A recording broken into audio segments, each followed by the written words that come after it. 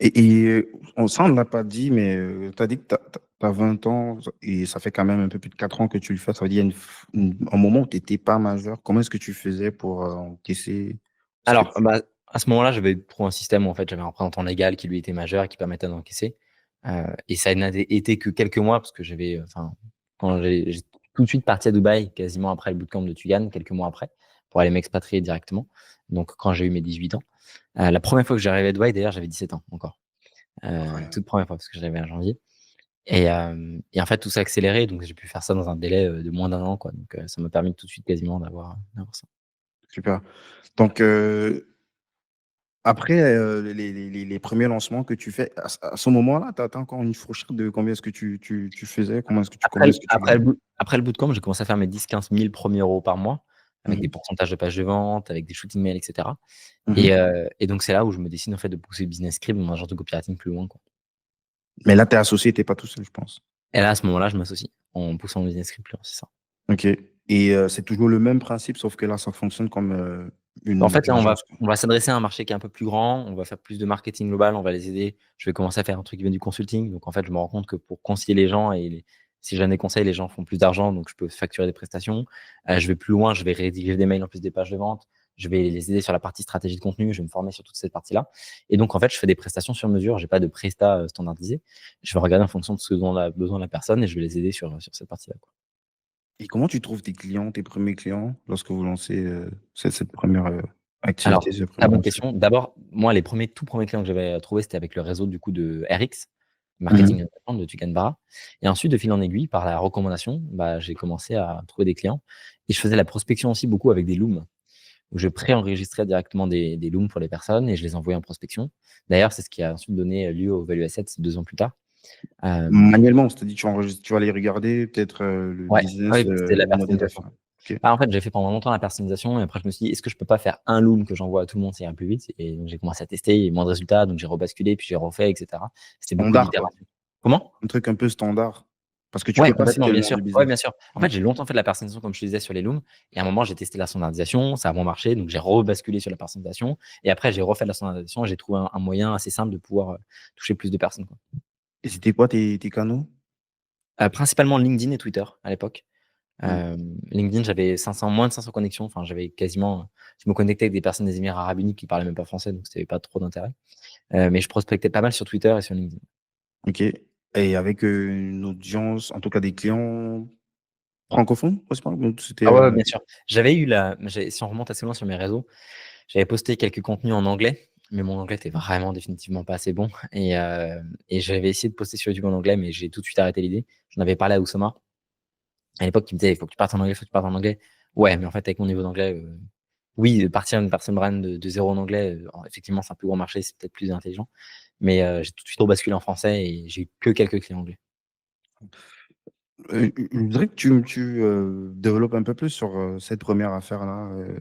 Mais comme tu as parlé doucement, on va faire rapidement une description. Comment toi est-ce que tu l'as rencontré? Puisque quand même, tu étais super jeune. Je sais pas comment est-ce que tu apparais dans son radar, en fait. Après le bootcamp, en fait, il y a l'explosion du crypto et je me dis, ça serait cool. Parce que moi, j'ai toujours été passionné de Web3, toujours. Ça fait 2 ans quasiment que je suis passionné de Web3, Mhm. que j'aime vraiment le concept. Je suis BTC fan et tout machin. T'investis Donc, toi-même. j'investis moi-même. Mhm. J'ai pas beaucoup d'argent, mais j'investis comme ce que j'avais. Et donc, j'envoie un message sur Instagram à Oussama en disant, ça serait cool. J'ai une idée de projet en NFT qui pourrait super bien marcher. Un projet autour des 7 merveilles du monde. On trouve un artiste, quelqu'un qui fait un truc super et tout machin, vraiment super, un artiste canadien. Et, euh, et À donc, en fait, froid. À froid, il quoi? te connaît pas du tout. C'est à Il froid ne sur connaît pas à visage. froid, ouais, bien sûr. Mais Oussama, si vous voulez envoyer un message sur Instagram et que le message n'est pas trop con, il va vous répondre. C'est abusé. Sur WhatsApp, j'écris, il regarde dans la même seconde, il répond. Tout de suite, Des fois, je me dis, immédiatement. c'est quelqu'un qui répond à sa place quand c'est trop. Il est trop rapide. Et il est tellement rapide, c'est dingue. Et, euh, et donc, il me propose de monter sur Paris pour que je lui présente le projet. Et donc, j'arrive dans son ancien appart à Paris, là, qu'il avait avec Sophie Pamar. Euh, et donc, je lui présente tout ça et tout. Et à la fin du projet, il me dit, mais tu devrais venir à Dubaï, t'es jeune, c'est là où tout se passe. Et donc, 2 semaines, 3 semaines plus tard, je vais pour la première fois à Dubaï et je découvre un petit peu comment est-ce que ça se passe sur place. Au final, le projet NFT, on ne finira par jamais le lancer parce que la période fait qu'on n'aura pas été sûr de pouvoir délivrer ce qu'on projetait. Donc, en fait, vaut mieux pas se risquer là-dessus. Ça sert à rien de sortir un projet juste pour essayer de faire du cash grab. C'est pas l'intérêt. Mhm. Mais c'était une super aventure. J'ai appris énormément de choses. Et du coup, effectivement, ça a créé une relation d'amitié extraordinaire avec Oussama que j'ai jusqu'à aujourd'hui. Incroyable. Donc, on revient donc sur ta première affaire. Là, tu as dû arrêter à un moment donné. Vous l'avez monté jusqu'à combien? Vous avez poussé le truc jusqu'à combien de CA? Cette première agence avec Business Crib, on a monté à plus de 54 CA par mois. La Mhm. particularité de ça qu'on avait, c'était qu'on prenait des pourcentages en fait sur des projets, les pages de vente qu'on lançait. Donc les pages de vente, on avait on avait un produit qui vendait comment ça s'appelle? Je sais plus le nom exact, mais pour les ongles, pour les personnes qui se rongent les ongles, tu sais, avec une méthode pour arrêter de se ronger les ongles. Il y avait plein de types d'infopreneurs, ouais, bien sûr. Et donc c'était assez intéressant. Et au fur et à mesure des semaines, des mois, etc. Après le projet Napti, ce qu'on avait relancé du coup, c'était août. C'était après la période du crash Luna. Mhm. On a réussi à monter à des mois plus de 100 k de recurring en cash collecté en termes de pourcentage, quoi. C'était que Euh, le pourcentage où il y avait une fixe plus le le fixe, variable. c'était 3-4 k pour la mise en place. En fait, nous, on comptait Ah, beaucoup sur c'était juste upfront, quoi, en one shot, et ensuite le ça. reste, c'était du pourcentage. OK. Après, on était trois, on avait beaucoup de coûts aussi, donc enfin, Mhm. c'était pas dans la poche du tout. Euh, Et donc, en fait, à ce moment-là, bon, moi, il y a une divergence avec mes associés, on s'entend moins bien, et donc forcément, je décide de quitter cette association-là et de repartir, moi, sur ce que je faisais de manière tout seul, avec des prestations à étiquette, et cetera, prestations sur mesure.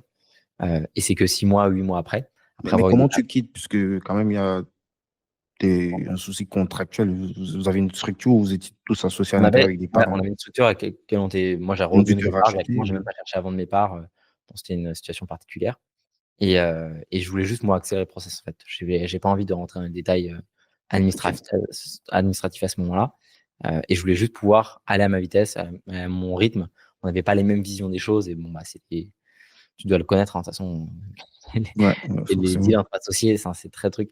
C'était ma deuxième association et je me suis dit que je me réassocierais pas avant longtemps parce qu'effectivement, j'aime beaucoup plus être tout seul, être solitaire là-dedans. Et si je suis dans l'entrepreneuriat, c'est pas pour avoir à rendre des comptes à quelqu'un, tu vois. Mhm. Et je trouvais vraiment que là, il y avait un déséquilibre qui était peut-être justifié ou pas justifié, j'en sais rien, mais en tout cas, ça m'a fait du bien de partir et de monter mon truc tout seul. Et à partir de là, j'ai fait 6 à 8 mois de consulting one-one, où j'ai du coup fait des offres en étiquette, j'ai rencontré des personnes sur place, des personnes que j'accompagnais, qui sont ensuite devenues mes amis sur Dubaï. Donc, je me suis créé un Mhm. groupe d'amis autour de ça. Et du coup, après, j'ai monté The Ecosystem. OK. Donc, j'ai envie que tu me parles du jour 1 de The Ecosystem. Comment est-ce que tu penses déjà? Est-ce que quand tu essaies de sortir de l'autre affaire, tu sais exactement ce que tu vas faire après? Est-ce que tu avais Non. déjà The Ecosystem en tête? Non, j'ai pas du tout ça, parce qu'en fait, encore une fois, j'ai eu plusieurs mois après où j'ai fait de l'accompagnement personnalisé, j'ai testé plusieurs prestats, etc. Ce n'est venu qu'après, en fait, où je me suis dit, OK, bon, bah là, j'avais relancé quelque chose de mon côté. Je faisais entre 15 et 30 k par mois. J'ai eu des mois à 15 k, des mois à 30 k maximum. C'était 30 k tout seul après cette façon de cette affaire-là. Mhm. Euh, et je me suis dit, il faut que je puisse faire quelque chose qui soit standardisable et avec des personnes avec qui je peux m'entourer, je peux recruter des personnes, quelque chose qui soit scalable. Et donc, je lance d'abord une première offre d'Ecosystem où en fait, je propose juste d'aider les personnes à mettre en place des process de marketing, etc. Mhm. Et Tu avais après, de déjà le pouvoir. nom? The Ecosystem, tu Ouais, avais ouais, déjà. dès le départ, The Ecosystem. Ouais. OK. C'est Louis Kay qui m'a fait du coup le logo pour The Ecosystem, le branding, Mhm. le scanner. Euh, et donc ouais, c'était très cool. Yes. Donc, et tu es tout seul, forcément. Tout seul. OK. Et comment est-ce que tu définis en fait, j'ai envie de comprendre comment est-ce que tu designs les prestats, le modèle d'affaires et les piliers sur lesquels tu comptes justement peut-être accélérer et croître ton entreprise. Puisque Actuellement, tu parles de The Ecosystem ou à l'époque? à l'époque, quand tu le lances, quoi, parce que Ouais. forcément, j'imagine qu'il y a plein de trucs que tu as dû update, que tu as Alors, changé. Par la exemple, la première part. chose que j'ai commencé à faire, c'est que je me suis dit que les looms que j'envoyais en DM en privé pour avoir des clients sur certaine manière, il fallait les poster pour avoir plus de visibilité. Que logiquement, ça apporterait plus de visibilité.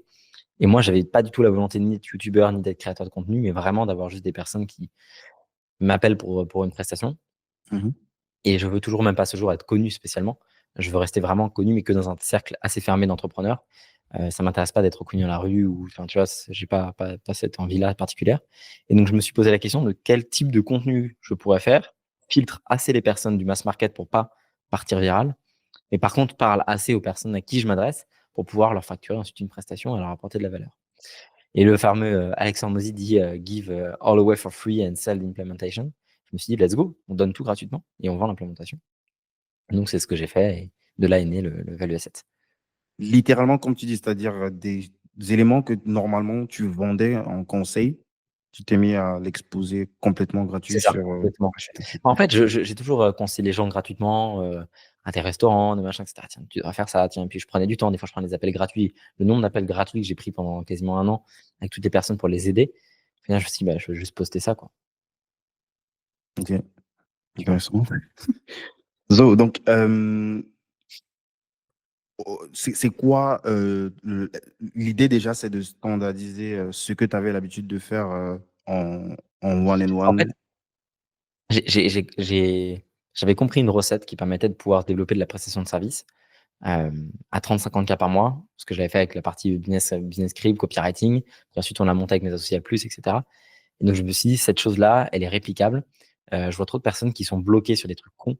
Je te dis pas que je vais pouvoir te rendre millionnaire en 2 semaines, mais par contre, d'aller débloquer quelqu'un qui fait, pas quelqu'un qui fait 0, mais vraiment quelqu'un qui fait quelques milliers d'euros par mois et qui en fait est bloqué parce qu'il n'a pas les bons systèmes, qu'il n'a pas le bon process, qu'il n'a pas le bon angle marketing, savoir faire de l'acquisition, c'est quelque chose qui est important.